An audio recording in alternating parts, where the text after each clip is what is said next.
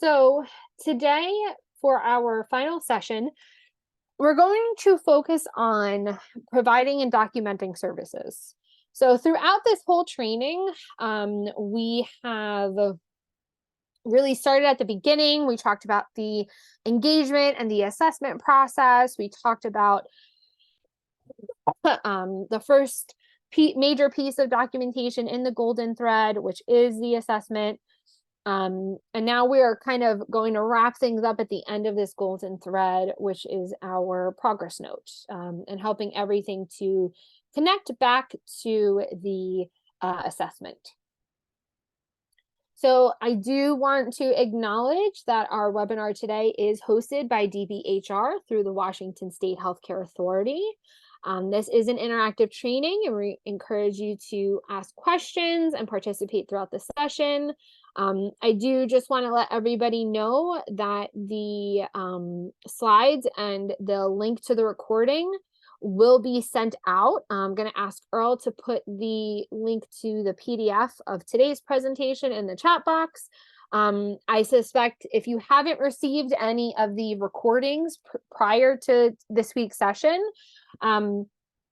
DBHR, the Washington State Healthcare Authority, will probably send them out now that the training has concluded. They typically will send them out at the end of the training.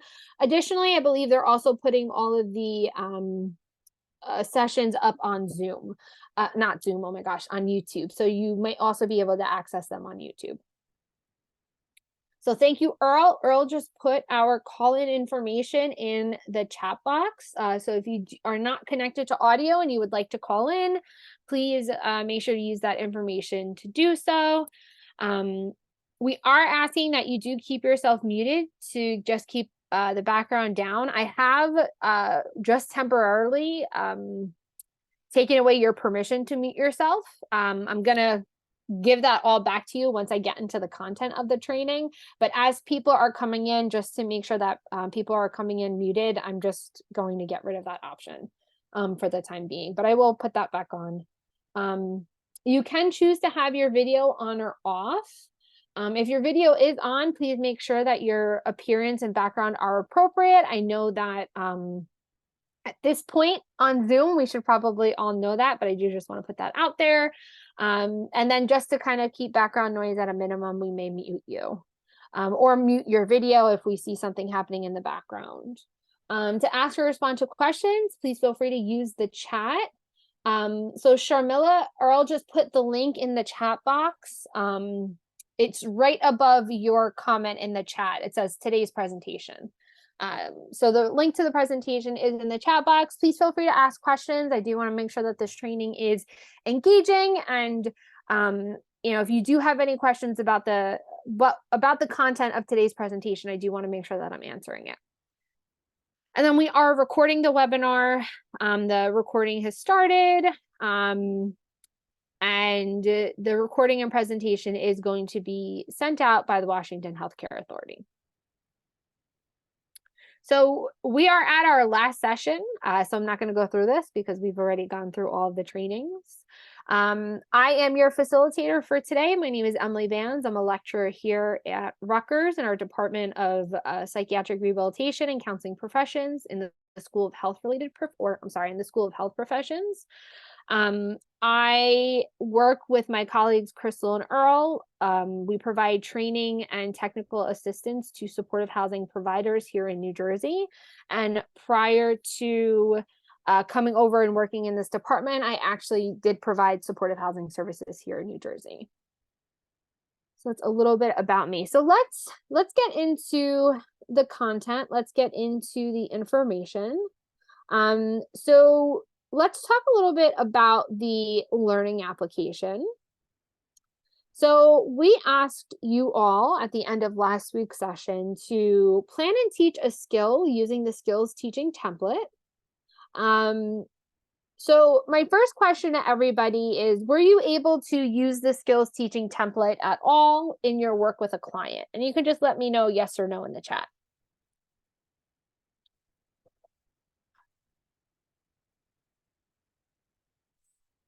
So I have one yes. And if you were not able to, that is totally okay. I'm just trying to gauge what folks were able to do.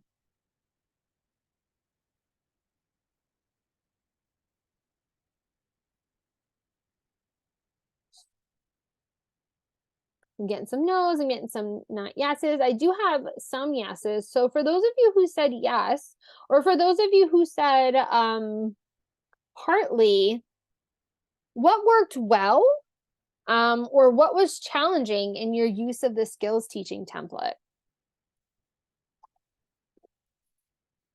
Earl, if possible, would you be able to put the link to the skills teaching template in the chat box again? Thank you. So yeah, if anybody is open to share, I'd ask one person to just share that if you were able to use the form, what went well, what was challenging, or let us know what other additional skills or resources around skills training might be useful to you all.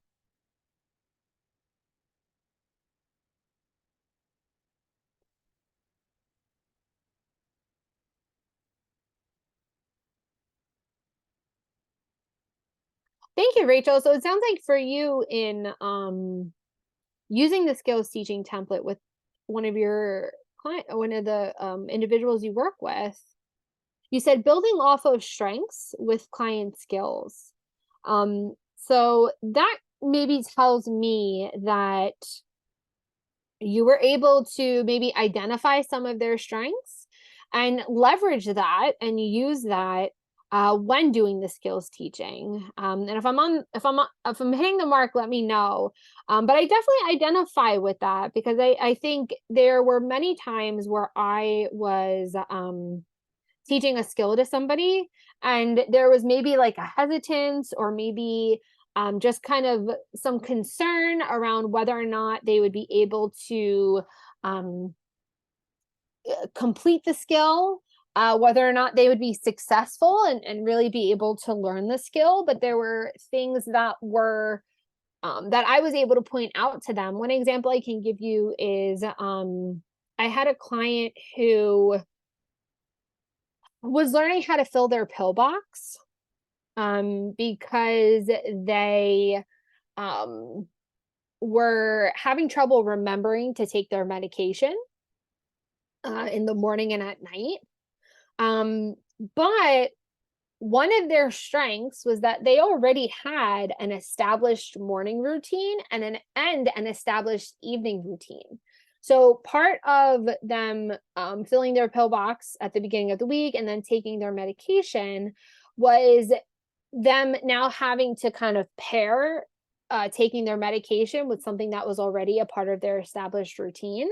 And that was a strength for them because they were able to put their pillbox by their coffee maker in the morning. And they knew that that was going to help them to remember to take their medication like first thing in the morning, because first thing in the morning, they went over to their coffee maker and started it. They did that religiously. And the night before, they would actually put the coffee in the coffee maker. So they, before going to bed, when they would refill the coffee maker, they would see their medication there and they would take their medication and they would remember. So that was actually something really cool to point out to them because they were very concerned that they were not going to be able to remember to take their medication, but they already had this really good pre-established routine that was able to support them in that. So thank you, Rachel, for sharing that. And then Gidget, you said you appreciate the information as a brush up so you can stay on top of the changes and new information to better serve clients. Having an outline helps you to stay focused on their needs. Yeah. Well, I hope that the PowerPoint presentations, although not a outline in the sense that we mostly recognize it, I'm hoping that the PowerPoints do kind of serve as an outline in a sense, just to kind of point out some of the major things that we're talking about. So thank you for that feedback. All right, awesome. So for those of you who weren't able to utilize the skills training template, don't worry, there will be many, many opportunities for you moving forward to do so. And we highly encourage you that to try to incorporate using the skills training template into your work. We've seen how effective it can be. We've gotten a lot of really great feedback on it. So we hope that you guys have the same experiences. So to get into what we're going to talk about this week, we're going to transition into our content for today's training. And we're going to focus on progress note writing and really kind of round up all the information that we talked about. So before we can get to the progress note, right, we have to talk about providing those services. So the first thing we're going to do is we're going to examine the role of the stages of change framework within developing appropriate interventions for the service plan. Then we're going to talk a little bit about how to provide intentional services and what they are. And then we're going to get into documenting consumer progress. And we're going to talk a little bit about the DAP format to a progress note. And I know that there are some variations to how you all write progress notes in your state. And I'm really excited to hear a little bit more about how you guys develop progress notes. But we teach the DAP format. I know some of you in the past have used that format, so that's what we're going to talk about. So we're really focusing on this last half of the golden thread of FCS. And I started talking about the golden thread at the beginning of our training and realized that we have a whole slide on this. So I want to talk a little bit more in depth about it now, in the sense that we really started at this engagement process, right? Then we started talking about the assessment process, which really comprises of assessing medical necessity and assessing strengths and needs.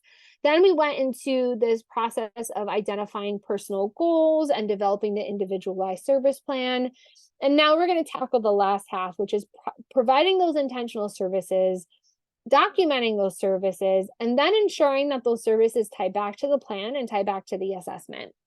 And I really want to highlight these last two boxes here, because this is what really ensures that there is a clear connection, and that the golden thread, if we were to really think about weaving a thread through all of these boxes, making sure that the services tie back to the plan and making sure the services tie back to the assessment, that is really where that thread is going to tie everything together. So if we were envisioning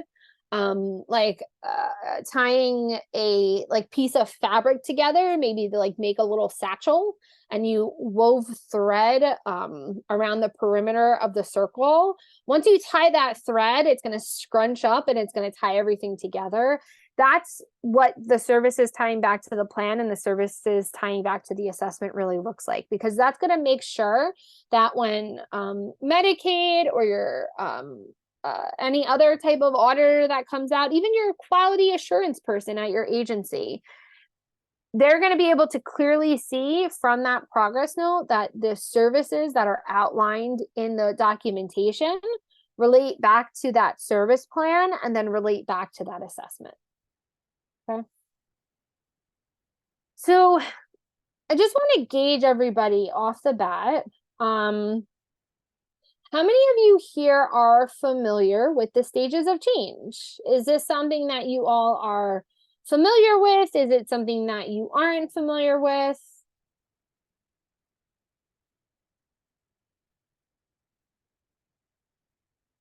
Okay, I'm getting a lot of yeses, which is very good. And also some familiars. Awesome. And some partleys. Okay.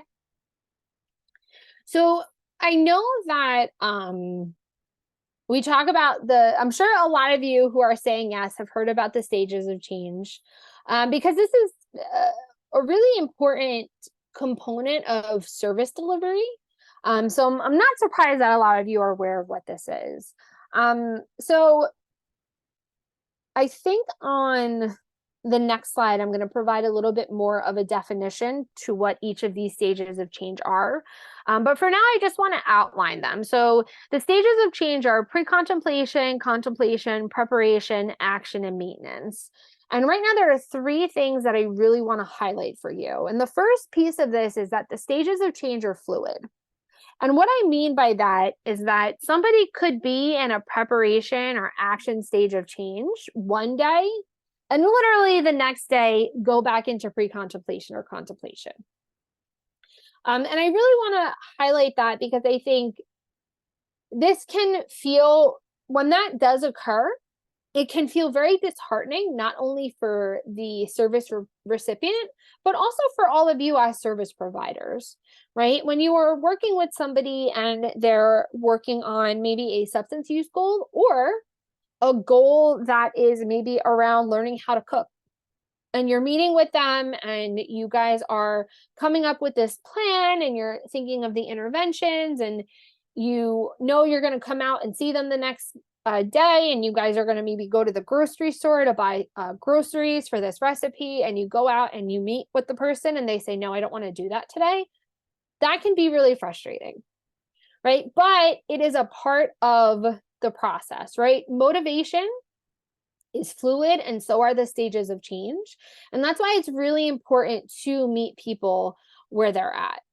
Okay. So the other piece of this is that people experience different levels of motivation for different goals. Okay. And I also want to highlight this because I think sometimes when we think of the stages of change, we think about it as applying directly to the person. And that it is all encompassing of the person. But in reality, somebody might be in an action stage of change on one goal and be in a pre-contemplation stage of change for a different goal. So when you are thinking of the stages of change and you are relating them to interventions that you're going to put on a service plan, you want to make sure that you're assessing the person for each individual goal. And then finally, you want to make sure that the interventions that you have on the service plan are in alignment with the person's stage of change. And I'm going to talk with you now a little bit about what that means. So over here, we have the stage of change. We have a definition of the stage of change, and then we have different interventions that you might employ during that stage of change. Okay. And this is where you really want to make sure that the interventions are in alignment with the stage of change.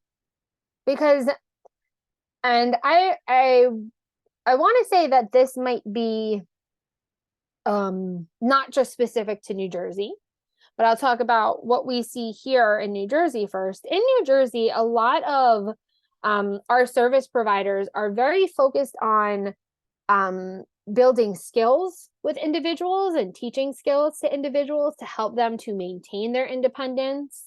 Very focused on linking them to different community supports and social supports, and really focusing on some of these cognitive behavioral interventions we talked about. Would you say that in Washington State, are you guys also focusing a lot on skill building and kind of teaching people skills in order to be able to live independently in the community? Okay. I'm getting a lot of yeses. So what I want to point out to all of you, though, is that these interventions are more in alignment with somebody who's in an action stage of change. And this is where a lot of the individuals that, a lot of the staff that we work with in New Jersey kind of get caught up, because they're putting interventions on a service plan that are focused on cognitive behavioral interventions, that are very focused on skill building, but they are working with somebody who's in a contemplation or a preparation stage of change. And they're going out and they're meeting with the person and they're trying to support them in working on these goals, but their interventions are not actually in alignment with the person's stage of change. And you're absolutely right, Rachel. There is a lot of at times referring to resources and referrals, and also referring to social supports. What I would say is part of that might also go to like more practical supports. So when you're making a referral to a resource, I would say that that's more of a practical support. But if you're working with somebody on like learning skills related to socializing with others or communicating with others, or working with somebody who is maybe focused on repairing relationships, that is going to take, I think, a different stage of change, because you're doing a little bit more work, right? And I appreciate, I'm happy that this differentiation makes sense, because I want to make sure I'm answering the question correctly. But it's almost looking at it as like the level of work that goes into making that referral, and maybe the person calling the referral, or you maybe going with the person to do the referral, versus maybe some of the other work that might go into really building those social supports. But that was a really good comment. Thank you for that. Someone else also said that it's more rapport building, right? And maybe it feels like it's more rapport building because that person is maybe in more of a pre-contemplation stage of change, right? Because in that pre-contemplation stage of change, you're having somebody who you're really focusing on building that trusting relationship with the person, and really focusing on, building more of that practical support. Which I know for me was, we would take walks in the community. We were, linking them to medical providers. We were doing other types of engagement activities. I was asking them questions to try to really get to know them a little bit better, and really just building that rapport. So I say all of this just to highlight that it is an important step of the service plan process is to really consider the stage of change, and just really think about whether or not the person's stage of change is in alignment with the interventions on the service plan. The impression that I get from all of you is that in terms of like the service plan and making updates to the service plan and making changes, your process seems to be a little bit more fluid than what our process is here in New Jersey. But it's just another piece of additional information to consider, because I think a lot of you who said yes when I asked if you were familiar with the stage of change, were you familiar with the stage of change in relation to somebody who's actively using substances? Is that the context that you had for the stages of change?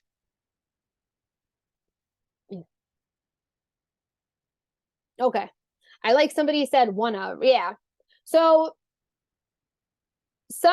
often what I've seen in some of the trainings I facilitated in the past is we tend to link the stages of change to individuals using substances, but we also talk a lot about, and thank you, Rachel, that it's also behavioral, right? So we like to just introduce this concept to ensure that people know that this is also something that you can apply to any of the goals that you're going to be working on with individuals.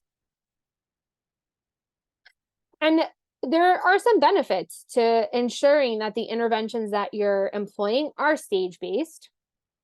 And the biggest one is that the individual is going to be more willing to take steps to work toward the goal, right? That is the biggest benefit to this. If the person is in the correct stage of change, they're going to want to work on it, right? Because they're in an action stage of change and they're ready to take those really concrete steps in order to work towards their goal.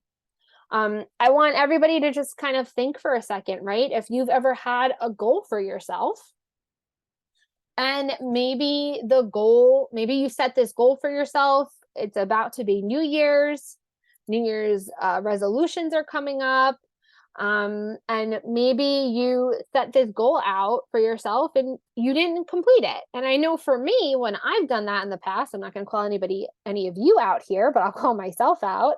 Sometimes I would set these very concrete steps that I want to take in order to achieve this goal. And I sat back for a second and realized that I'm really ambivalent about actually working on this goal. I actually don't 100% see the value of me actually making this change.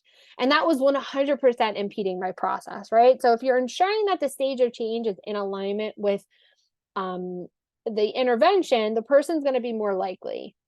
When you have an incorrect stage of change, the interventions are just going to end up being misaligned with the person's motivation. The person might have an inability or an unwillingness to work on that intervention. And then that's, again, just kind of going to leave you frustrated as well as the person frustrated. So it's something to just consider and really think about as you're going through this process, how you can be more mindful of the stages of change if you're not doing so already. So I want to switch gears, and I want to go into intentional service delivery. So as we're providing these intentional, we want to shift from, and I don't know if this is a shift for all of you now. This was definitely a shift that a lot of providers had to make in New Jersey.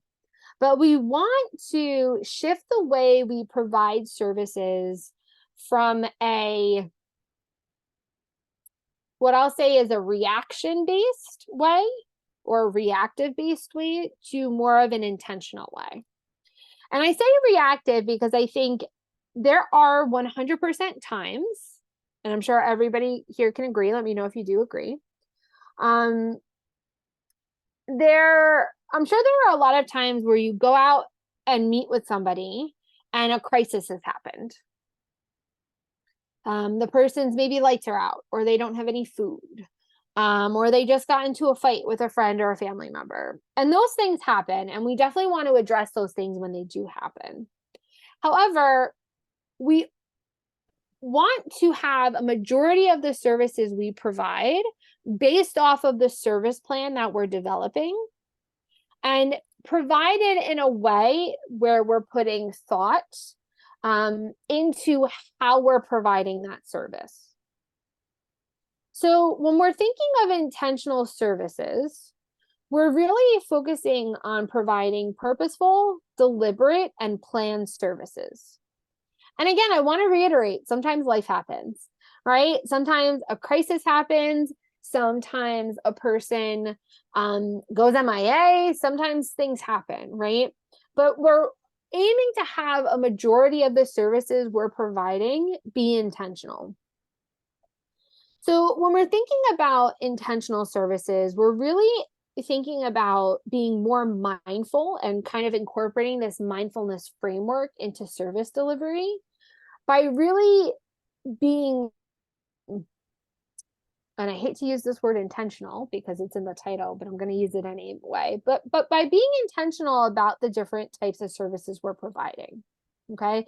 So when we're thinking about intentional services, we're really considering what the intent is, right? So the why are we providing this service, right? What are we looking to achieve by providing this intervention? We're also looking about the outcome, right? That why. So what are we hoping will occur once we've provided this intervention, right? And we're also very much being mindful of the method or the process by which the outcome is going to be achieved, right? So if you have an intervention on a service plan where the person is looking to, let's say you're going to help somebody to go to the food store and purchase food items. We'll say that's the intervention on the service plan because the goal is that the person wants to learn how to cook a certain dish. Okay. When we are going with the person to the food store, we want to do a little bit more than just drive them there and walk around the store with them, right? We want to have an idea of the types of questions we're going to be asking. Maybe something the person is also struggling with is budgeting, right? So we might want to consider how we're going to incorporate budgeting into this. We might want to consider, how the person can successfully pay for their items. Maybe we want to consider and think about the person interacting with the cashier, and maybe thinking about incorporating maybe some socialization skills into that, right? So it's more in depth than just going with the person to the store and helping them pick out the items. Maybe we need to, on the drive over, make a mental list, or maybe the client is in the passenger seat writing down a list of what needs to be purchased. Maybe before that, we're searching for a recipe, right? So, and I know that a lot of you do this already. And you might be thinking to yourself, well, Emily, I do all this stuff already, right? And a lot of it is probably going to be more routine because it is things that you're doing.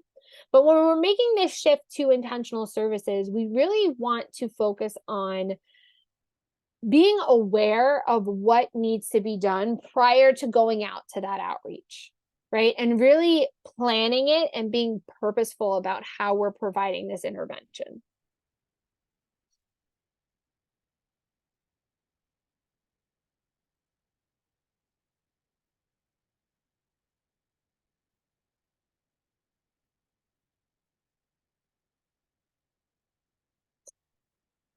So, Gidget, you're saying nutritional sustainment. You talk about what they need for the month, help with budgeting and meal planning. Maybe go to the food bank once or twice a month to help with groceries. Budget the food money for things that are needed weekly, like milk, eggs, bread. Absolutely, that 100% sounds like a really structured way of providing the services to the person. And the most important piece of this idea of intentional service delivery is really ensuring that the services that are being delivered based off of that service plan. So if in Gidget's case, if the goal is around like nutritional sustainment, or the goal is around maybe like learning how to manage their money better, which I think could also be a goal with some of the things that you mentioned, right? You want to make sure that all of these services that you're talking about are on the service plan, right? So having a conversation about what type of food they're going to need for the month. Maybe meeting monthly to develop a budget. Maybe meeting weekly to develop some type of meal plan. Going to the food bank once or twice a month to kind of supplement some of the things that they need. Budgeting the food money out to ensure that they're able to get like weekly items. And in addition to also getting some of those maybe non-weekly items like staples, like maybe pasta or pasta sauce, or maybe other canned goods like soup or stews. But you want to make sure that all of this good work that you're doing is on the service plan in some way, shape, or form. Okay. The other piece about intentional service delivery is it's really planning out what is going to be provided during the visit, right? So you're being somewhat detailed on what types of services are going to be provided. Now, at the same time, and I know I mentioned this a little bit earlier, but I do want to say it again, that sometimes services that aren't on the plan are going to be provided, right? So something like crisis intervention, again, so the person loses their electricity, the person gets into a fight with a friend or family member, those things can be provided, but it really is about balance. It's about ensuring that there's more services being provided from the service plan than not. And also being cognizant of whether or not a specific crisis is happening often. And I use the light bulb or the lights going out example typically at this point, because I think it's a good example. So if you're going to the person's apartment, every week, and consistently for the past couple months, every time their electric bill is due, they're not paying it, and then therefore a couple days after their lights are being turned off, that's justification for that service plan to be modified, right? Because now we might want to focus on working with the person to determine why their lights are going out every month. Is it a budgeting issue? Is it an organizational issue? Are they set up for non-paper statements and they don't use a computer and they're looking for a paper statement and they're never getting it, right? What is actually occurring that's making this crisis happen so often, and how can we work with the person to try to rectify the situation?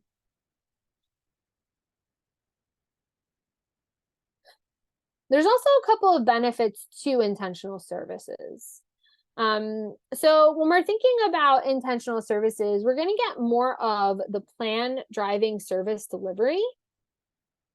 And we're going to be providing services that have a specific intended outcome. There's also going to be less of this idea of following up with and this idea of less checking up on. And I say that because I think, and let me know if, has this been the case in the past, where maybe prior to you all providing Medicaid reimbursable services, was there a lot of just kind of like checking in with people or just kind of following up with them? Was that something that was happening often? If you all know, you might not know.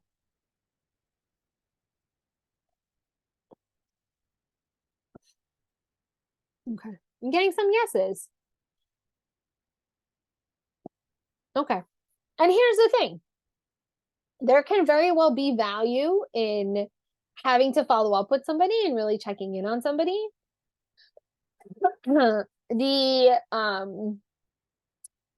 challenge though is that Medicaid doesn't want to pay for the following up with and the checking up on. So yeah, it's vague, right? What does that mean? And here's the thing. People might have been going out and doing like billable services while they're following up with and while they're checking up on.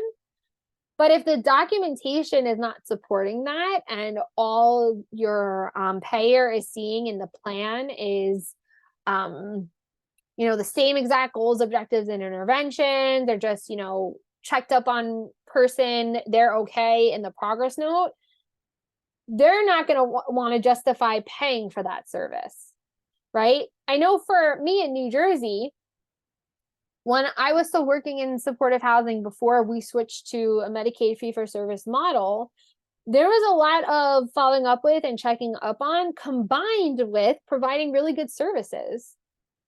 But they weren't always intentional, right? They were oftentimes not focused on what the person's actual goals were, and we're really just focused on putting out fires or providing transportation to people. But again, Medicaid doesn't want to pay for that, right? So when we're providing intentional services, we have a specific outcome in mind that the person is trying to achieve and you're trying to help them achieve. And the services are really going to be able to support that. The services are documented on that plan, and that plan is really your guide for providing those services. So when we're thinking about examples of purposeful visits, you might have previously phrased this as going to check in on Bob, or went to check in on Bob, if maybe you're documenting that in the progress note, right? But as Graham said, that's kind of vague. What does that actually mean? What does going to check in on Bob actually mean? So you might reframe that to Bob and I are going to review how he is settling into his new apartment, and we'll review and practice the coping skills I taught him last week.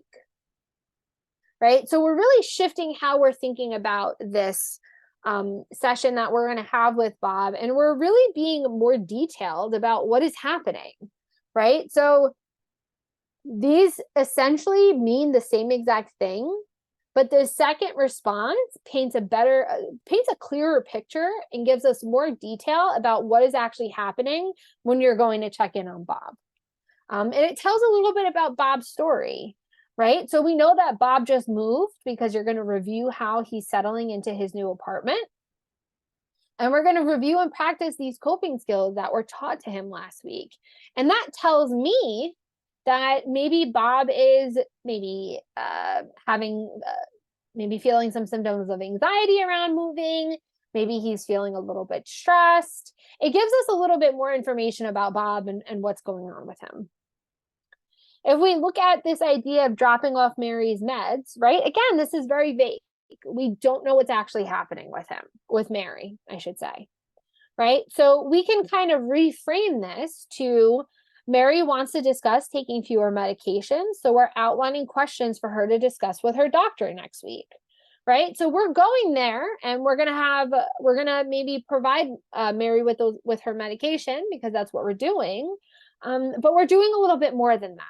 Right? We're recognizing that Mary wants to reduce the amount of medications that she's on, or maybe she is thinking about reducing the dosage of one of her medications. So now we're going to outline and really explore some questions that she can ask her doctor next week.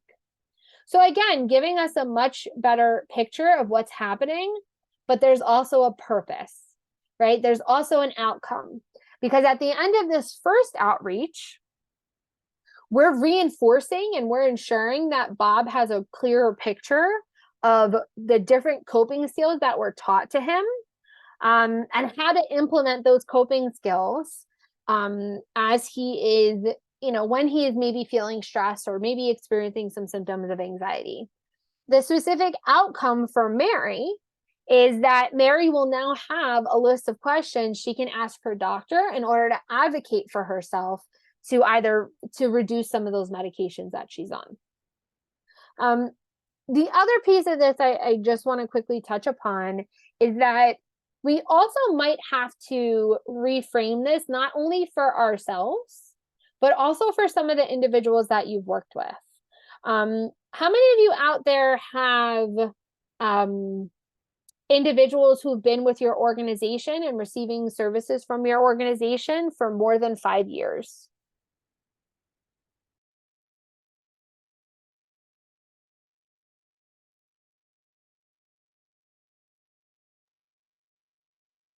In some cases, more than 20. So for those of you who have said yes, do you ever hear from the individuals that you're working with that, they wish that things, that they were able to have the same services that they had in the past? They didn't have to do so much paperwork. They were able to just maybe be driven places, or they were able to just kind of chat. Do you ever hear that from any of the individuals that you're working with?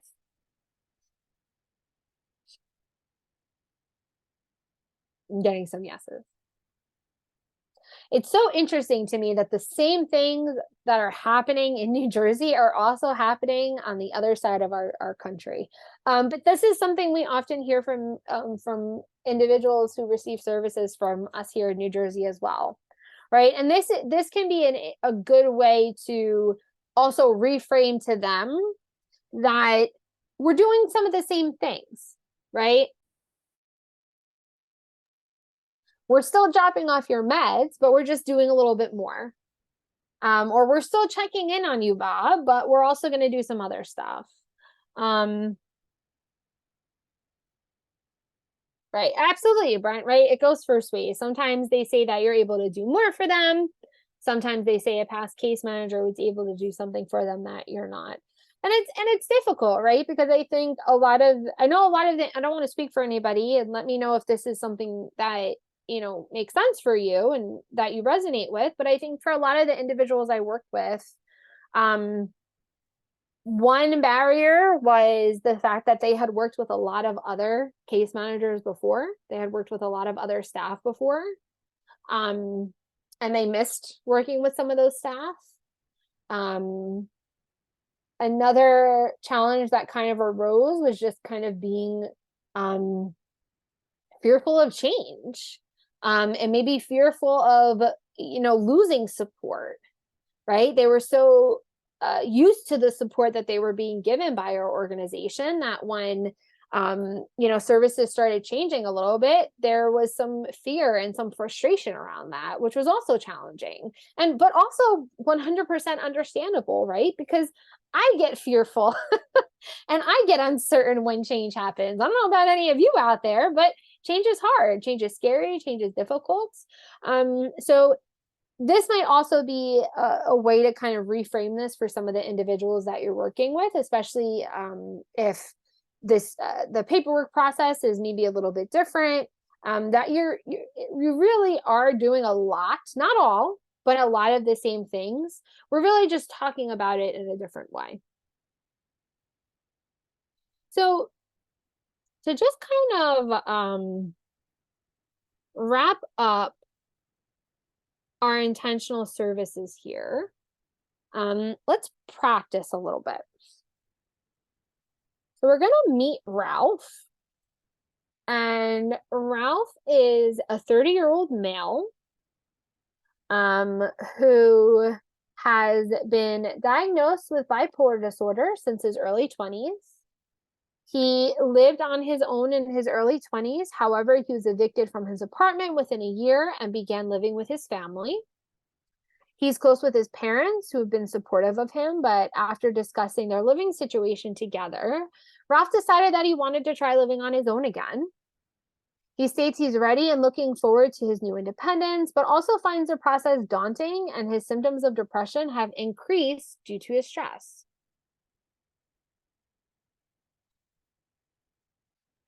So we have a goal, the barrier, an objective, and 3 interventions. Okay.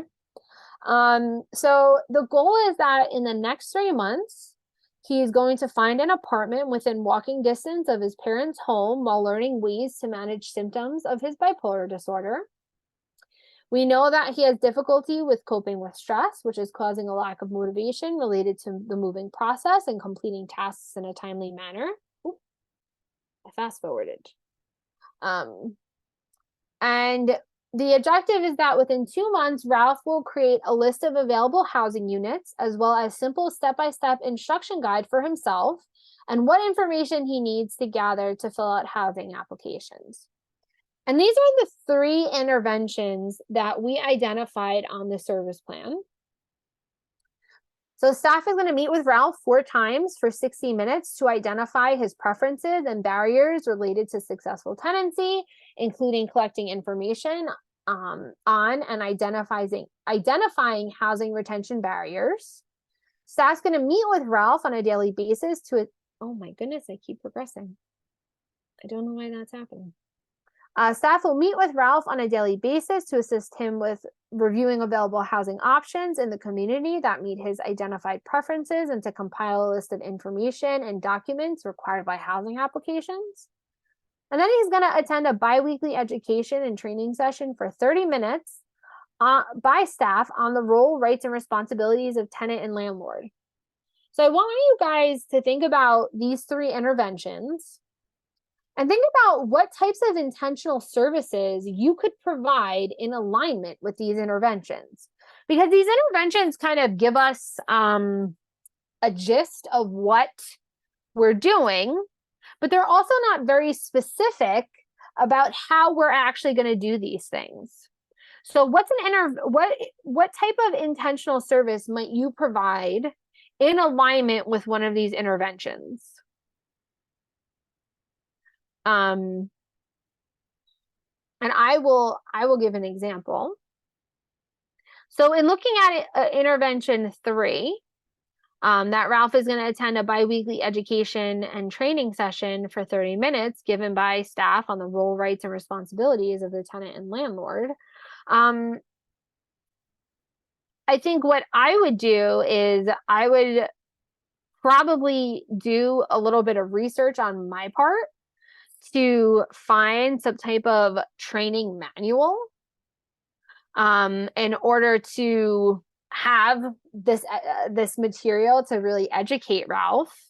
And then once I'm actually meeting with Ralph, I would probably start with just the role of the tenant. and provide him some information on the role and what that actually looks like for him. I think I would also probably have some questions to ask Ralph to just kind of gauge like his confidence, right? Maybe use some motivational interviewing techniques and really kind of discuss what his confidence is and whether or not he feels confident in being able to fulfill the role, the rights and responsibilities of himself as a tenant. That's my example. How else, how might you provide some of these interventions using more intentional services? What are your thoughts? And feel free to unmute yourself if that's easier. Everybody should have the ability to do that.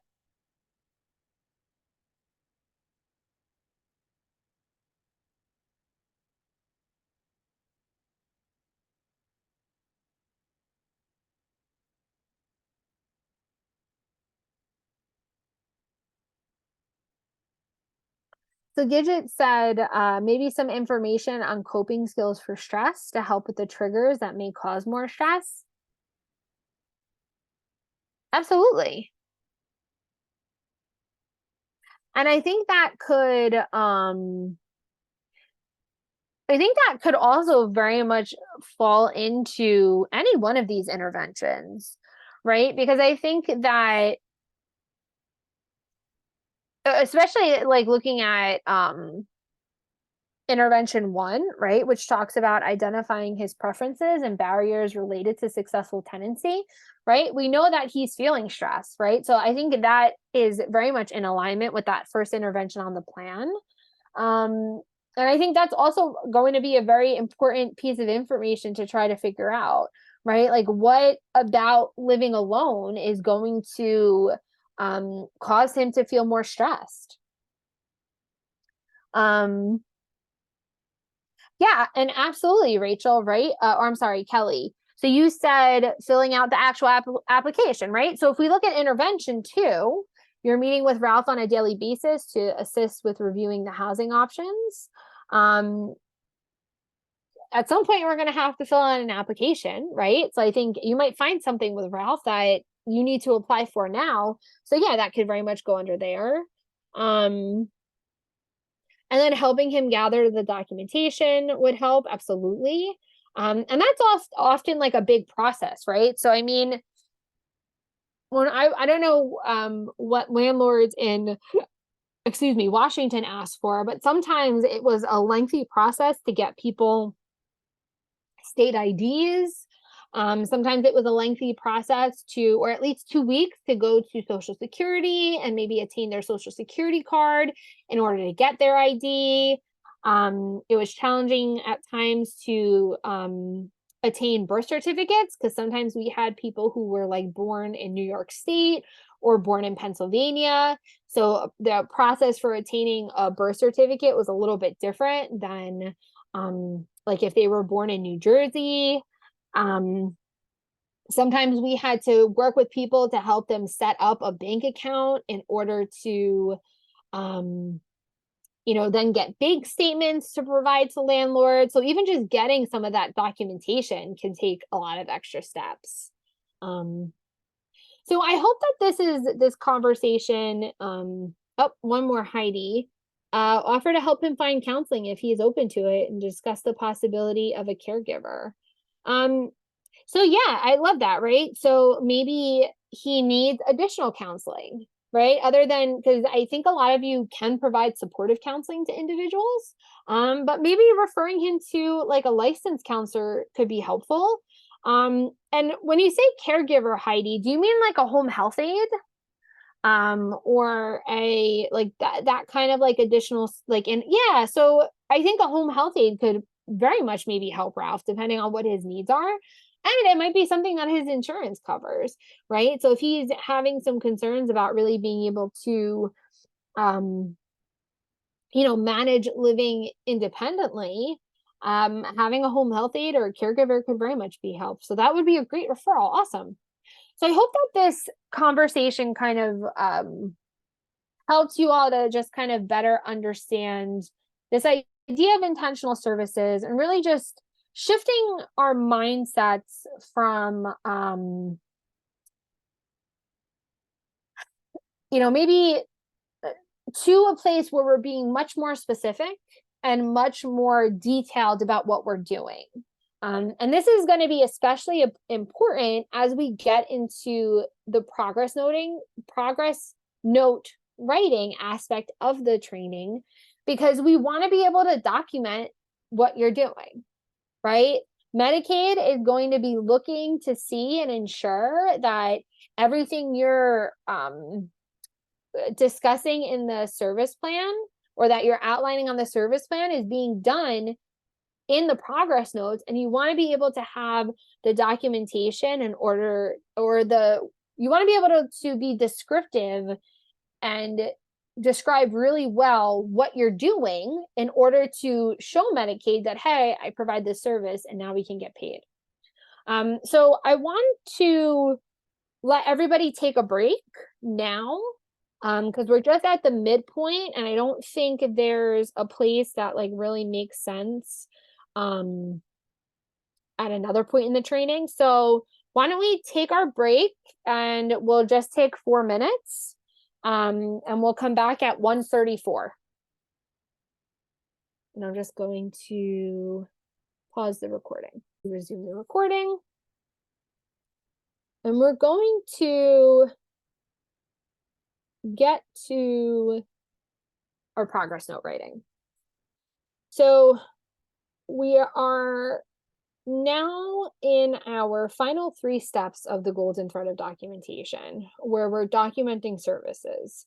And this is where, again, I think I said this earlier, but we're really tying everything back, together, because your progress note should be referencing and alluding to your service plan, which is then going to ensure that we are tying back to the assessment, right? Because we know that the assessment is going to discuss the goals in some capacity, and the service plan is really going to clearly state what the goal is and the step that the client's going to take to achieve the goal, and the steps that you as the staff are going to take to achieve that goal, which are the interventions. The interventions are what you're getting paid for, and that's why you're documenting those in the progress note, right? And the progress note is really going to focus on those interventions that you're providing that are going to directly link back to the goal, and that's then going to link back to the plan. Okay. So when we're thinking about documenting progress, we want to make sure that every single time we're meeting with somebody, we are documenting it. Okay. How many of you out there have some type of note in your electronic health record or in whatever system you're using to document like failed outreach visits, or phone calls? Are those things that you all are documenting as well?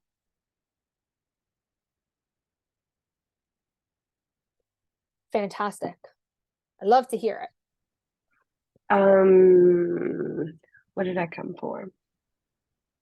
Xavier. Did you mean to unmute yourself?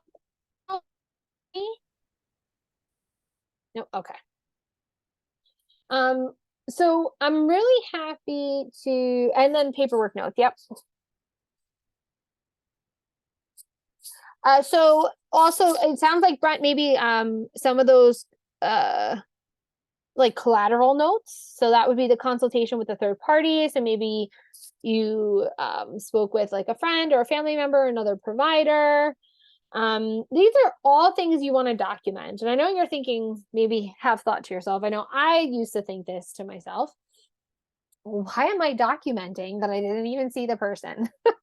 Well, I'm sure you all have heard this by now, but I think it's worth reiterating. If you excuse me, if you didn't document it, then it didn't happen. Yeah, because if your records get called for court, or if you are being audited, by your state or if you're being audited by Medicaid, you want to have documentation that you're doing all these things. And sometimes like tragedies occur. So an example I can share with you is we had somebody in our agency that was discharged from the state psychiatric hospital. We met with them for like the first 2 or 3 days that they were out of the hospital. And then the last time we saw them, he said, hey, I'll see you guys next week on like Wednesday, I think he said. I think we had saw him on like maybe like a Friday or a Saturday. And he said, nope, I'll see you guys on Tuesday. Like he had a kid, he had family he wanted to see. So he said, I'm not going to be available. So in our progress note, we made sure to document that the next time we were going to see him was that following Wednesday.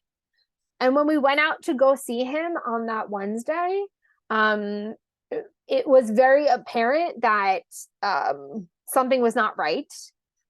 He had like a sorry we missed you from Best Buy because his fridge wasn't delivered. He had mail that was kind of piling up. And it turned out he ended up passing away. And for us, if we hadn't documented our next outreach, I don't know if we necessarily would have been held liable for that. I don't think that's the case, but I definitely think it would have been that. I definitely think it would have been a question for maybe our state mental health authority, our Division of Mental Health and Addiction Services, in terms of like, well, what happened? This guy just got out of the hospital. Why didn't you see him for 3 days? Right. But we had it specifically documented that he didn't want to be seen. And this was when we were going to see him again. Right. Even if we had had that conversation with him and we just forgot to document it, it wouldn't have mattered because it wasn't in our record that conversation had happened and that was the plan. Right. So there are a lot of really good reasons why you want to make sure that every time you're meeting with somebody, you are documenting that. Even for just if let's say you're meeting with the person and they kind of go MIA. Have any of you ever had a client that went MIA that you didn't see for like a couple weeks or like a month? Has that ever happened to anybody? Yeah. You want to document in your record, yeah, all the time, right? You want to document when you're going out and you're knocking on that door and you're waiting for 15 minutes and they're not answering their door.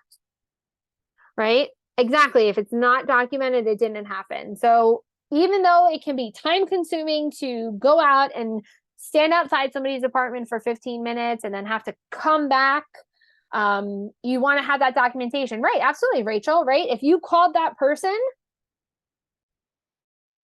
every day for a week, you want to make sure that you have those phone calls documented. And yeah, it's a paper trail also. And in the event you do end up discharging that person. So it can seem like there isn't a lot of value, but there is. You also want to make sure that when you are meeting with somebody and progress is being made, that or when you're actually having a face-to-face outreach with somebody, you want to make sure that you're emphasizing both the progress made and the progress not made. All right. So you want to have some type of dialogue in your progress note on that the person is making progress toward their goal or the person is not making progress towards their goal due to X, Y, and Z. You also want to very detailed, describe the interventions provided and the outcome. I don't know if I say this at all in the slides. I don't think I do, but essentially your progress note is kind of like your receipt for services. So if you went to a restaurant and you ordered food and it's all packaged up in the brown paper bag, and the restaurant owner gave you a piece of paper that said it was $150, would you just pay for that?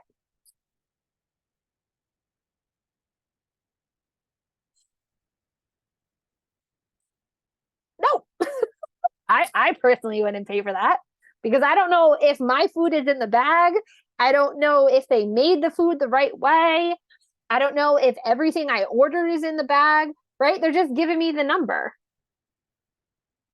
I would pay it though if there was an itemized receipt. I would pay it if I knew that the mozzarella sticks, that the cheese fries, that the grilled cheese, that the steak, the potato salad, the quesadilla, I would pay for that if I knew that everything that I ordered was on that receipt and it came out to $100-something.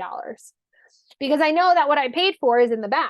But if I just got a slip of paper that just said an amount on it, that might be the amount that they told me over the phone, but how do I know that what I really ordered is in the bag? Right? So that's essentially what your progress note is. Your progress note is your bill, and you want to make sure that you're giving your payer some good detail about what actually happened to justify why they're paying for you to provide these services. So you want to make sure that you're describing those interventions, and you want to make sure that you're showing that outcome. And then finally, you want to make sure that there's enough detail in relation to how much time you spent with the person, and also dependent on the types of services you provided, right? So if you are writing a progress note and you said that you spent 3 hours with somebody, there should be enough detail in there to justify that 3 hours of service. Whereas if you just met somebody for 15 minutes, there might not be as much detail, and that's okay because you only met with them for 15 minutes. So you do want to be mindful of that. Okay. So in thinking about some of the required elements on a progress note, before I show you what I'm going to show you, I want to just emphasize that this information is probably very likely similar to what is included on your progress note, but it also might be different. We understand and we recognize that your organizations have different ways of documenting things, and that's very cool, but we can't accommodate all of that. So this is just some of the things that we typically see required on a progress note, and this might look very similar to what you're already doing, okay? So typically you put the goals that are addressed from the ISP in the progress note. You might list out the specific intervention someplace else, or you might actually write it within the body and the text of the progress note. Typically, you have the location of services. Typically, you have the duration of services or how long you met with the person for. So like 60 minutes, maybe it's an hour and a half. Excuse me. You have the person's response to the intervention. So you're getting some of their feedback of how well or how helpful they thought that intervention was versus maybe how helpful it wasn't. You're going to have a plan for follow-up, which is going to focus on what's going to happen next. And then you're going to have your signature, which is also going to have the title and the credentials of the person who provided that service. So I'm going to ask everybody, does this kind of look familiar? Are you incorporating all of these elements in your progress note? Is there any element that is not listed on here that you incorporate in your progress note?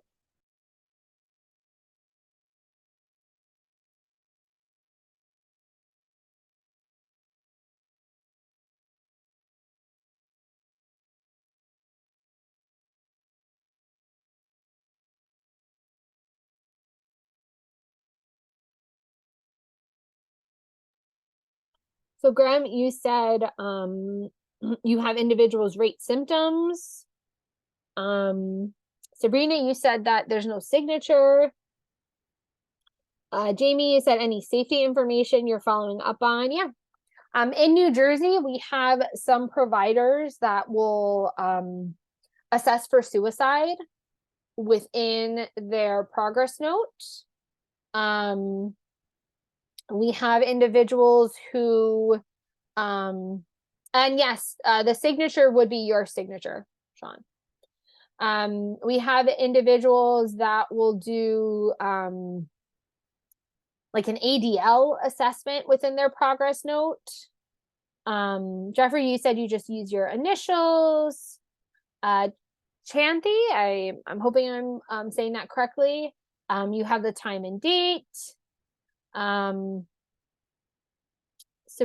awesome. Sabrina, you said you have different progress notes than your person-centered care plan, which has the signature. Okay.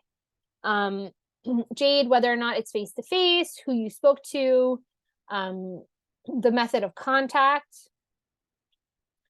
And then, yeah, Graham, so suicidal ideation, homicidal ideation, or any other behavioral concerns. Yep, absolutely. And I think a lot of the a lot of the information that you're putting in that you all are adding, your organization's having your progress notes are definitely things that I've seen here as well. Awesome. All right, so we're all kind of on the same page here, which I like to hear. Kyra, I really hope that you do get your electronic health record soon, because I think that makes the process for documenting outreaches very helpful. So my thoughts are with you, and I'm keeping my fingers crossed for you guys, because that's nice. So we are going to review the DAP format for progress note writing. And DAP stands for Data Assessment and Plan. So I want to ask all of you, though, before I go into this and what this is, how do you write your progress notes? Excuse me, how do you write your progress notes? I think in the past we've heard from folks that they'll use DARP, which is Data Assessment Response Plan. I've heard DAPE, which is Data Assessment Plan Education. What type of format do you all use?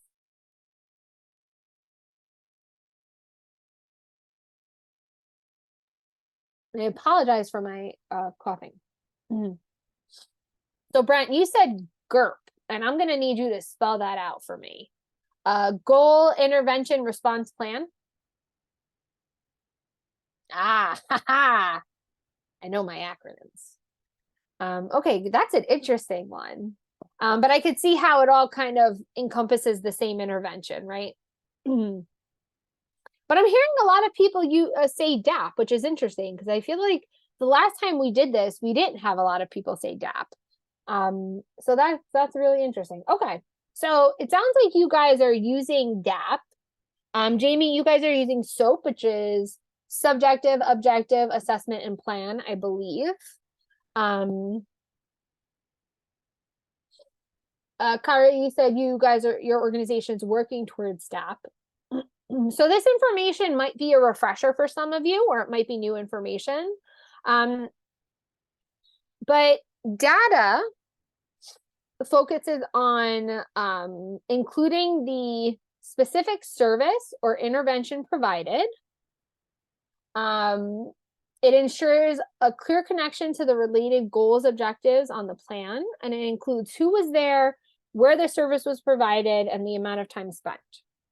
So when I think of the information that is supposed to go in the data section, this is going to be a bulk of what you did with the person. Okay.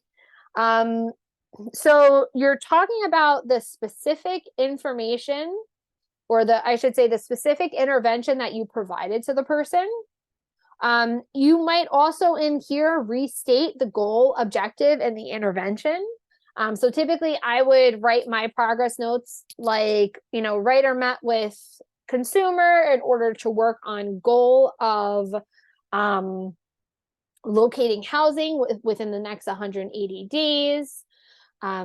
Writer and individual worked on objective of blah, blah, blah, and staff did blah, blah, blah, right? So that's the goal, objective, and the intervention.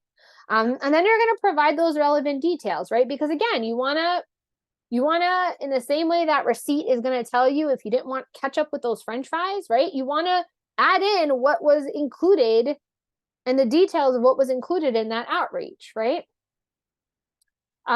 You might also want to think about this in terms of who was there, where the service was provided, and the amount of time spent, right? So including also some of that duration information. So you might also say, writer met with individual in his apartment for 60 minutes in order to work on his goal of blank, blank, blank, blank, blank. Okay. For the assessment, okay, this is when we're focusing on their response to the intervention or outcome. So this is where we might quote the person, because we're saying that the person was receptive to the intervention provided, as evidenced by the client stating that he found using the computer to find apartments in his catchment area to be helpful, right? So that's where you might quote the person. You're also going to include an assessment of progress towards the person's goals and objectives. So here is where you might say something like,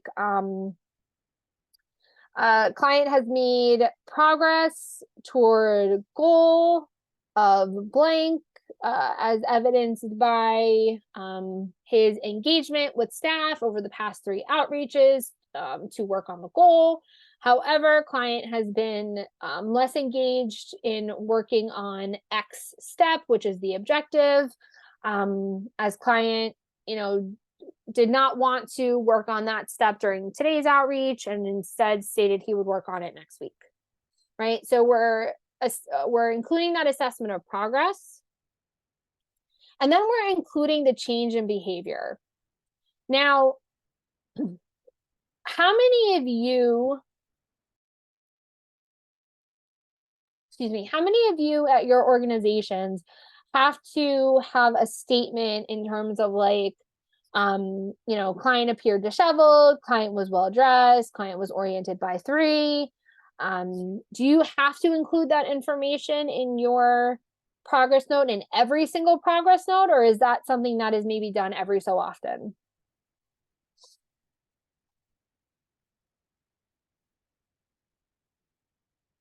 So Sabrina, you said it's suggested. Adrian, you said only when it's relevant. Brian, you said you usually include hygiene, orientation, affect, speech, sometimes more information if relevant. So this is one of those places where I say always abide by your organization and what your expectations are from your organization. We typically say that having an assessment of change in consumer behavior, meaning that you would only document this if there is a change. And you really do want to document this if there is a change. So for those of you who are saying, like you're maybe not necessarily documenting this, if there's a change in the consumer's behavior, you want to 100% document that. But it isn't necessarily something that is needed all the time. But if your agency wants that, then you give your agency what they want, right? And it is really important to document it if there is a change. And the example I like to give is, I had an individual I was working with who had a diagnosis of bipolar disorder. And she paid meticulous attention to her appearance. She wore wigs. And she had these beautiful wigs that were always very nicely styled. She always wore makeup. She did not dress casually. This was not a casual woman. She always wore a very nice blouse with nice pants. She wore either flats or like small heels. She was always very put together. She had a lot of pride in her appearance. And one of the things that was an indicator for us when she was starting to get symptomatic was her appearance would change. And she ended up going through this period of time where over about like 3 months of time, she ended up decompensating. And every time we saw her, she became a little bit more disheveled. Her wig was not as kept as it typically was. She stopped wearing makeup. She stopped wearing the clothing she normally would. She would wear more casual clothing. There would be stains on her clothing. She was not wearing the types of shoes she was normally wearing. It was very apparent that her behavior had changed, and we just kept documenting that, right? So for that's I think the clearest example I can ever give of why this is important. But that was a huge indicator to us that she was starting to become symptomatic, and that's when we were able to kind of get her family involved. She was very close with her kids. We got her kids involved with her permission, and that was very helpful, right? But because we were paying attention to that, we were able to document it and note that, and that also helped us kind of keep a timeline of things for when we had to eventually kind of advocate for her to get additional services, because we were able to show that, like, we saw this change in her behavior back in April, and now it's June, and now she's really not doing well, right? And then finally, we have the plan. And the plan is my favorite part of the progress note, because it's the staff and consumer next steps and the date and time of the next service delivery. That's it. That's why it's my favorite part, because it's these two very simple, easily attainable pieces of information, right? So Ryder will meet with staff on January 1st in order to work on housing goal. And for homework, consumer will research 3 apartments he can apply to, right? That's the plan. It's the next steps. Or if the consumer doesn't have homework, staff will, follow up with consumer next time on homework of X, Y, and Z, and then the date and time of next service delivery. So that's the plan. Best thing. So we're going to do a little bit of practice, but before we do that practice, I just want to highlight this DAP checklist to everybody. And Earl's going to put the link to this in the chat box. Thank you, Earl. You're on top of it. But this is a document that we developed to help you to ensure that all of the important pieces of information that are supposed to be in the progress note end up in there. So you'll see that everything we kind of talked about that should go in the data section, we have here in the data section. Same thing with the assessment and the plan, and then just a general checklist. What I really like about this is, it's a Word document. So this is something that you can edit. So for those of you who, someone said that they use SOAP, you can kind of change this to SOAP and make it a SOAP checklist if you'd like. If there's any other pieces of information that you're supposed to include in any of these sections, you can add it in. The other way that I've seen people use this is they'll kind of delete things out. So if they know that they're really great at, they always link the goal to the rehab plan, they always address the homework, they always talk about the interventions, but they don't always say what the consumer's report is, they'll kind of just delete these first 3 points, and they'll just have this and kind of keep this next to their desk, so that when they're developing their progress notes, they can just take a quick look at it. Excuse me. So this is kind of versatile and can be used in a couple of different ways. But this is something that we very much recommend you use, especially if you're a newer staff and you're still kind of getting into a rhythm with developing progress notes. This is something that can be helpful in supporting you through that process. Before I move on away from this checklist, does anybody have any questions about this checklist or about what anything means on the checklist?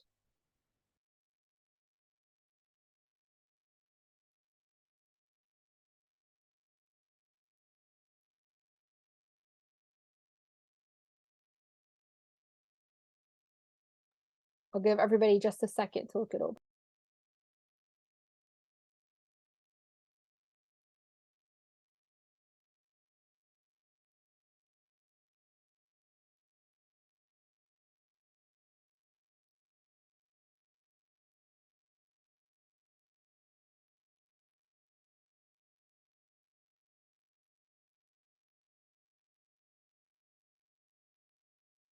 All right, if you have any questions, feel free to let us know.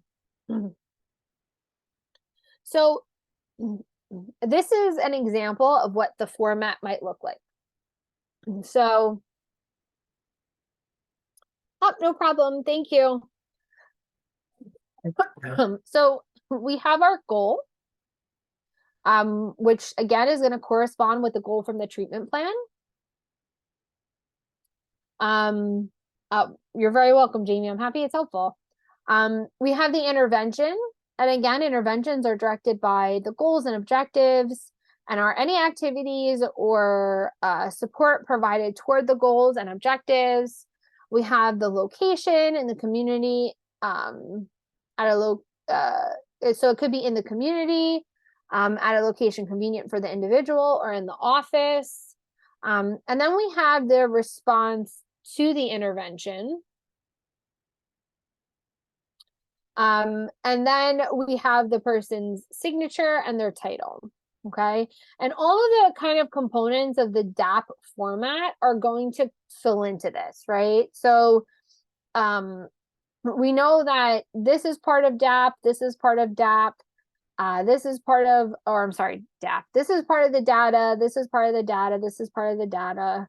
And then you're going to have a little bit of data here, and in addition to the assessment and the plan is all going to go in here. Okay. So we have the data, we have the assessment, and then we have the plan. So we're going to do an example. So we're gonna think about Ralph again.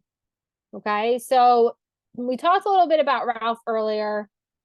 He's moving into his apartment. He's feeling a little hesitant. He's lacking motivation. He's experiencing some of this ambivalence, right?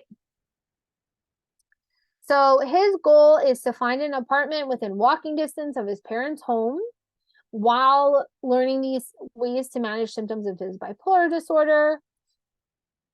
We have his barrier, we have his objective, and then we have his interventions, okay? Oh, excuse me. So, in looking at this practice, okay, you meet with Ralph to work on his goal, focusing on the intervention of him attending a bi-weekly education and training session for 30 minutes of the role. So I'm actually going to pause. I'm going to resume. Okay.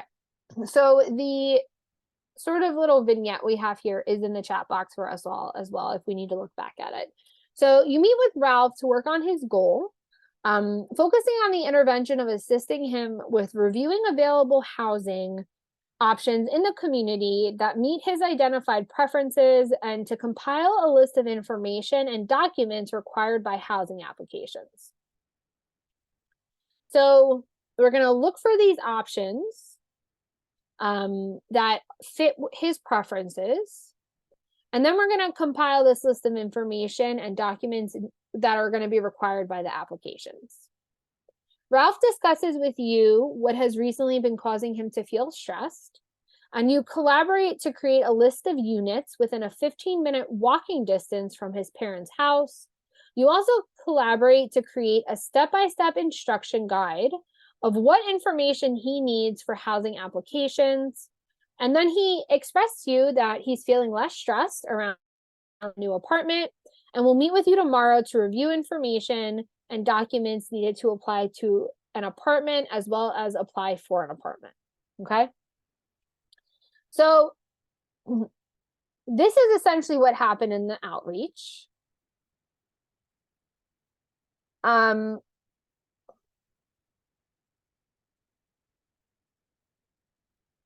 Oh, that was the wrong one. Okay. Oh my goodness, I made a mistake. All right, so we're gonna backtrack for a second. So this was the first, this is the second example in your PowerPoint. I copied the wrong one, but that's okay. This is an example of what a progress note might look like if you were to meet with him, given the information that we have. Okay, so I'll review this all with you guys now. So to find an apartment, we know that the goal is to find an apartment within walking distance of his parents' home while learning ways to manage symptoms of his bipolar disorder in the next 3 months, right?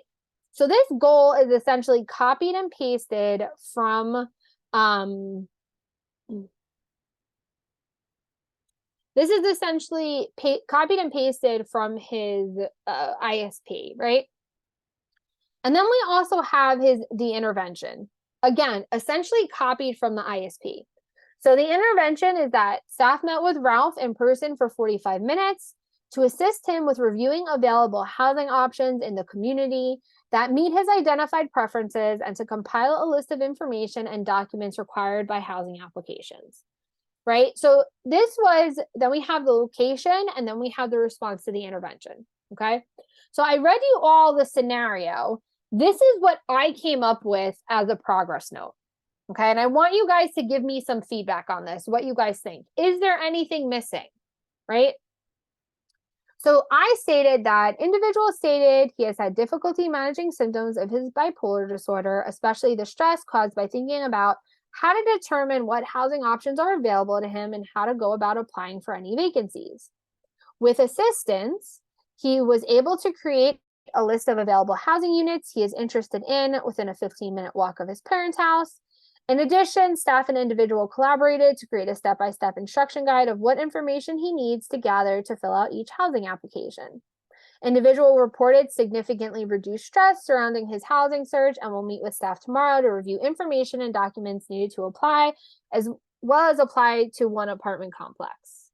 So Sabrina, you said that you usually add direct quotes from the client to show choice and goals. Absolutely. Right. So we could have quoted Ralph here, right? So I think we could have said, so we said individual stated he has had difficulty managing symptoms of his bipolar disorder. So we might have actually said, Ralph stated, I'm feeling stressed out. I've been experiencing X, Y, and Z symptoms, right? So you absolutely could add that in here. Anything else? What do you guys think of this assessment section of the progress note? Do you feel like it has all the required components? Would you add any other additional information other than quotes? What are your thoughts?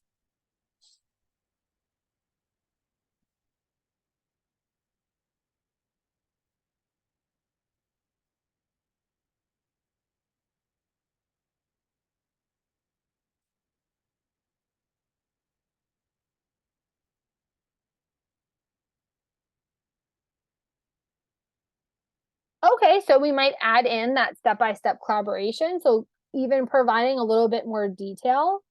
I think this would be a really good place, maybe not, like, depending on how many steps, you might not want to write all the steps out.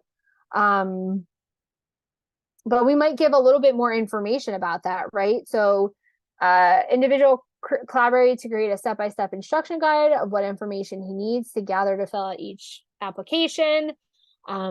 Instruction guide included steps like et cetera, et cetera, et cetera. Okay. let's do another example. And I'm going to, again, all right. So this time, I want us to kind of write this progress note together. Okay. So we know that we're meeting with Ralph to work on his goal of focusing on the intervention of him attending a bi-weekly education training session for 30 minutes on the role, rights, and responsibilities of the tenant and landlord. Ralph discusses with you how his symptoms have been this week and what has recently been causing him to feel stressed. And you provide education to him on what his role is as a tenant and some responsibilities. And Ralph wrote down some questions you both were unable to find answers to. During the next session, you're going to review his tenant rights and call his contact at the Washington State Health Authority, the Washington State Housing Authority to have his questions answered. Okay, so this is what you did with Ralph. So we are going to do this together. So we know that his goal is to find an apartment within walking distance of his parents' home while learning ways to manage symptoms of his bipolar disorder in the next 3 months. We also know that the intervention is that he's going to attend a bi-weekly education and training session for 30 minutes given by staff on the role, rights, and responsibilities of the tenant and landlord. But now we have to write this response to the intervention. So given the scenario, and it's in the chat box, so if you need another second to read through it, please do so. How would I write this progress note? And I'm actually going to write it on the screen. And we're going to write it together. So what would I write in this progress note?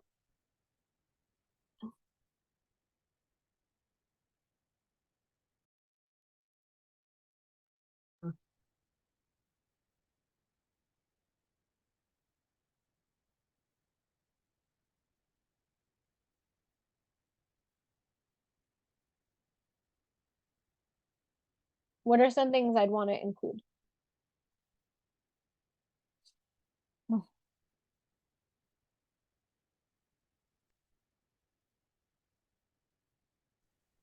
We usually start with where we meet the client and the focus of the session, and then we just kind of go with client voice and what we do from there. Okay. So we met with Ralph to provide an education and training session on the role, rights, and responsibilities. Don't spell check me because I don't have spell check.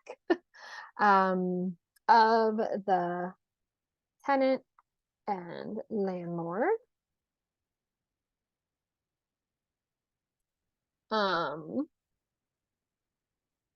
We'll say that writer met with Ralph on 12/11/23 at, we'll say 12 o'clock p.m. Because we need the date and time. We'll say at his home, or no, we said the community. So we'll say at the library. So we have a where and when to provide an education and training session on the role, rights, and responsibilities of the tenant and landlord. We'll say during the outreach.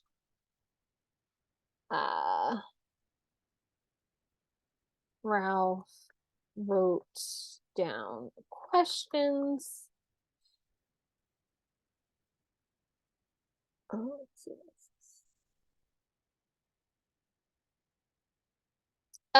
So I'm gonna say it's Caven. Let me know if I said that incorrectly, and if I did, I apologize.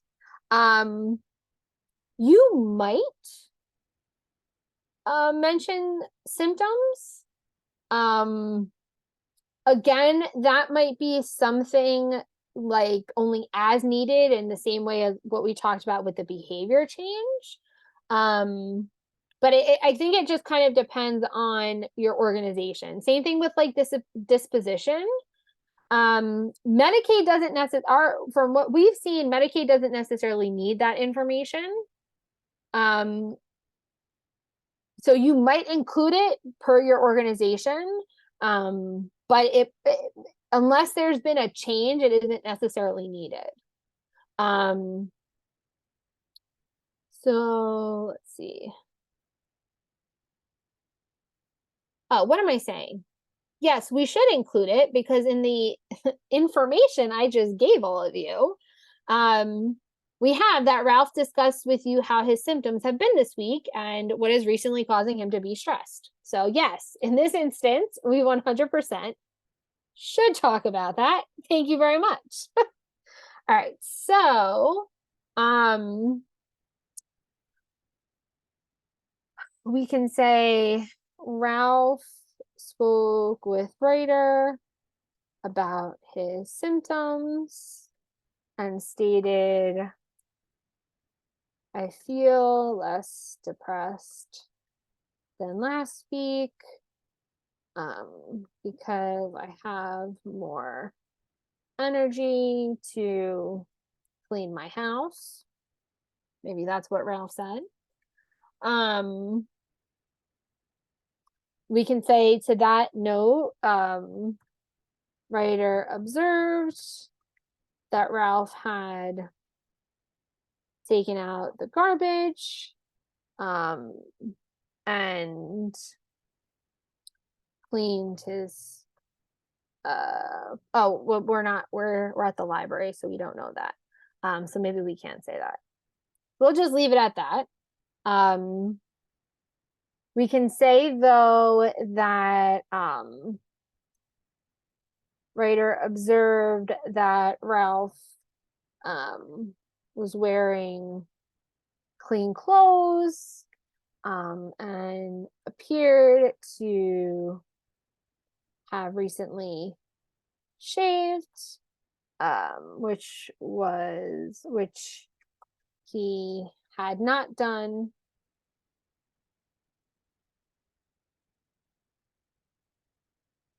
at last session. So we can note that. Sabrina then got into some of like the details from the session. So we can say that Ryder and Ralph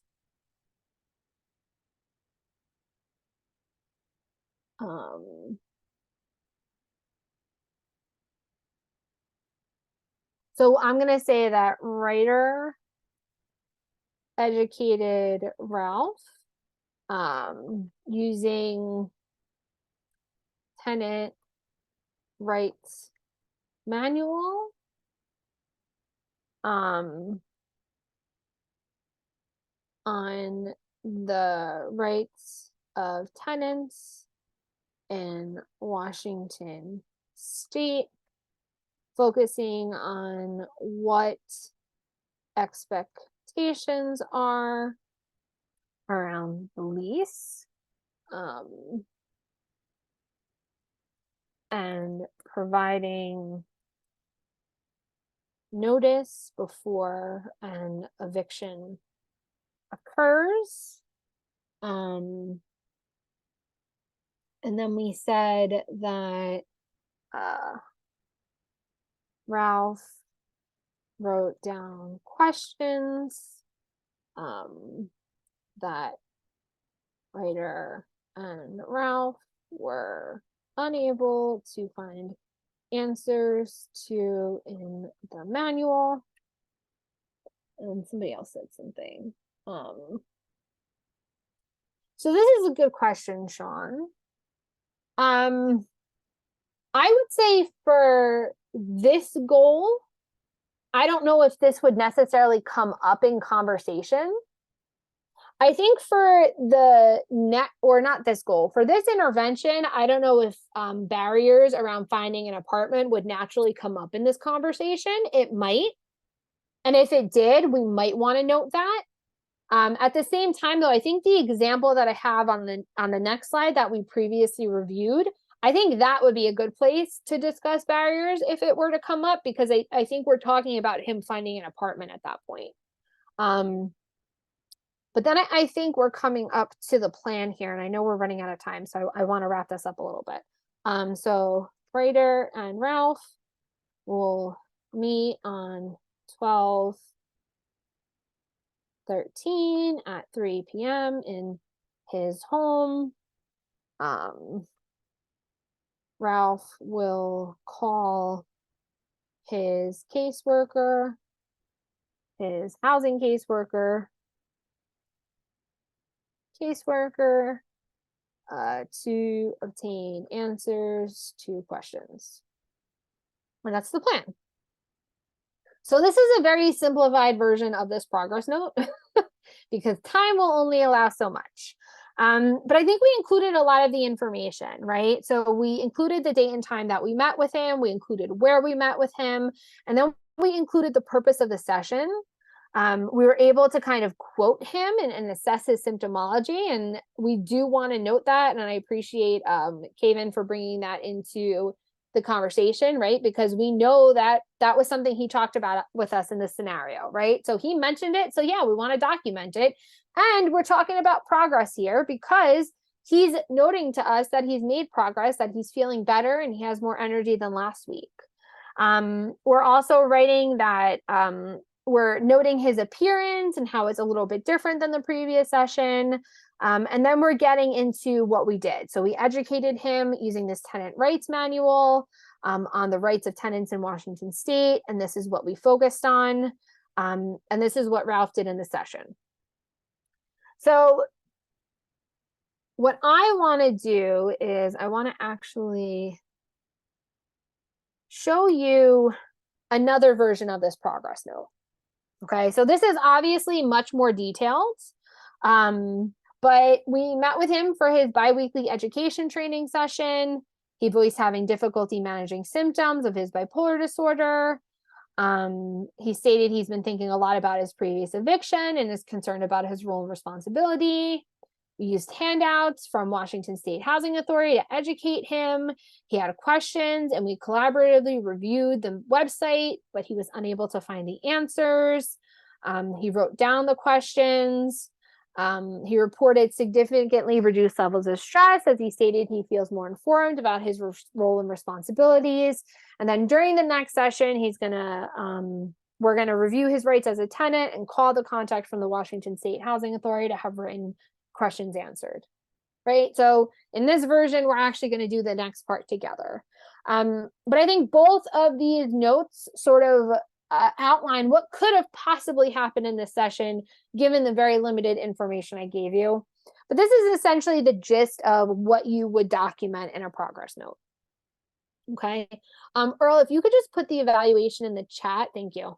Because I know we're running out of time, but I do just want to quickly go over this last slide. And then I will let you all go. So something we want to highlight and what we like to highlight is when you are documenting your progress notes, please be mindful on errors. When you're charting, you want to focus because your organization could be liable even if the errors you're making are unintentional. So you want to review the time and date of service for errors.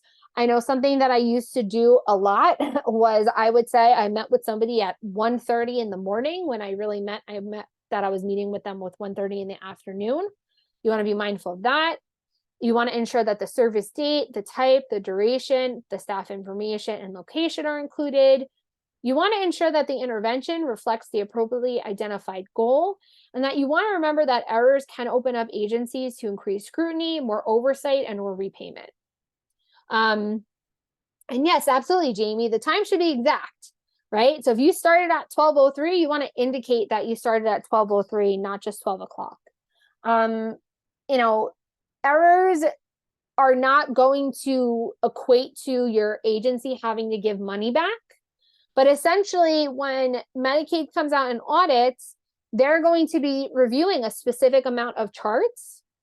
But if they're seeing a pattern of errors within those charts, that could justify them wanting to see more charts. And you never want to let them see more. You only want to give them what they're asking for.